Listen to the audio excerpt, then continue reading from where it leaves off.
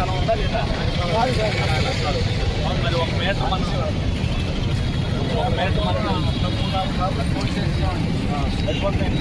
కాదు, 1 మీటర్ మనకి ఎవరా సిగ్నల్ పడిపోతుంది.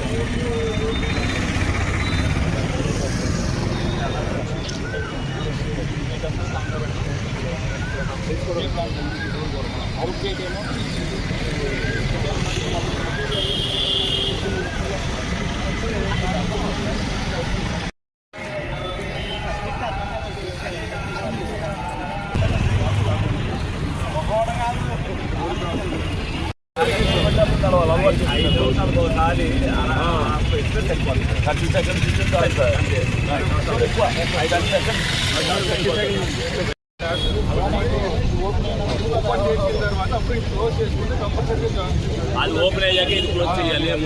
అది ఓపెన్ తర్వాత అంటే మరి ఆ ముందు నేను అసలు స్టాచ్యూ గురించి మాట్లాడతా.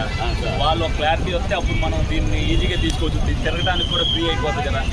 స్టాచ్యూ క్లియరెన్స్ ఇచ్చారనుకోండి, మనం ఇవన్నీ చేసిన దానికి సద్వినియోగం ఖచ్చితంగా. ఇంకా ఇది ఎప్పుడైతే స్టాచ్యూ లేదో మీరు మార్జిన్ ఇంకా యువతలకు కట్ చేసుకోవచ్చు.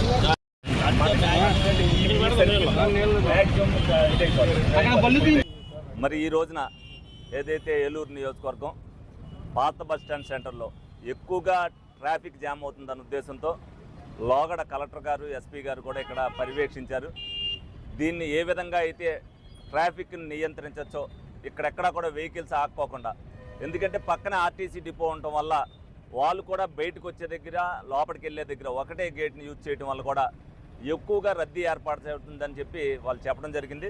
దానిలో భాగంగానే ఇవాళ గౌరవ మేయర్ గారు, ఆర్ఎన్బి అధికారులు, పోలీస్ డిపార్ట్మెంట్ వారు, ఆర్టీసీ వారు అందరితో కూడా జాయింట్ ఏదైతే ఇక్కడ సర్వే చేయడం జరిగింది. తప్పనిసరిగా కొన్ని సూచనలు తీసుకున్నాం. కొన్ని సంఘ నాయకులతో కూడా మాట్లాడాలి.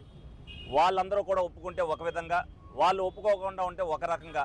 ఎందుకంటే 99.9% వాళ్ళందరూ కూడా అంగీకరిస్తారు. ఎందుకనంటే దానికి కూడా ప్రత్యామ్నాయం ఉంది కాబట్టి తప్పనిసరిగా. ఎందుకంటే ఇదంతా కూడా ప్రజల సౌకర్యార్థం చేసే చర్య. ఇది డెఫినెట్గా వాళ్ళందరూ కూడా సహకరిస్తే డెఫినెట్గా పాత బస్టాండ్ సెంటర్లో భవిష్యత్తులో ఎక్కడా కూడా ఒక వెహికల్ ఆగిపోకుండా, అదేవిధంగా నడిచేళ్ళ వాళ్ళకి కూడా ఇబ్బంది లేకోకుండా అన్ని సూచనలు కూడా తీసుకోవడం జరిగింది.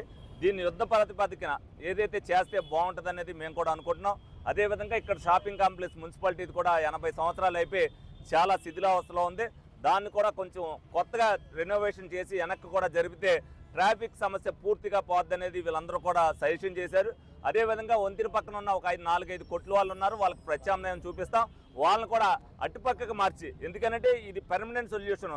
రాబోయే రోజుల్లో ఎక్కువ ఇంకా ట్రాఫిక్ పెరిగే సమస్య ఉంది కాబట్టి ఆ ట్రాఫిక్ని ఇప్పటి నుంచే మనం కంట్రోల్ చేసుకోగలిగితే భవిష్యత్తులో ఏ ఇబ్బందులు ఉండవు. ఇదందరూ కూడా ప్రజల సౌకర్యార్థమే కాబట్టి ప్రతి ఒక్కరు కూడా, ప్రజలందరూ కూడా దీనికి సహకరించాలని మనస్ఫూర్తిగా కోరుకోవడం జరుగుతుంది.